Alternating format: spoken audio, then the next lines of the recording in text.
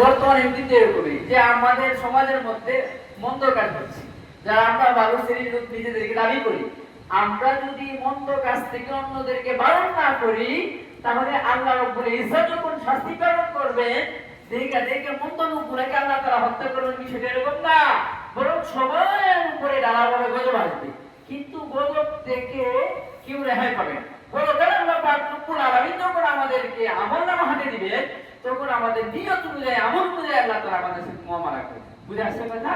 তো আম্মা জান আয়েশা রাদিয়াল্লাহু তাআলা এটাই বলতেছিলেন, রাসূলকে প্রশ্ন করেছিলেন, ও আল্লাহর রাসূল, ওয়াফি আসওয়াকুহুম ওয়া মান লাইসা মিনহুম, তাদের মধ্যে এমন একজন লোক থাকতে পারে যারা আসলে ব্যবসা বাণিজ্যের উদ্দেশ্যে এই রাস্তা দিয়ে যাইতেছিল, অথবা যাদের নিয়ত মন্দ ছিল না, তারাই তো এই শাস্তির মধ্যে পড়েছে।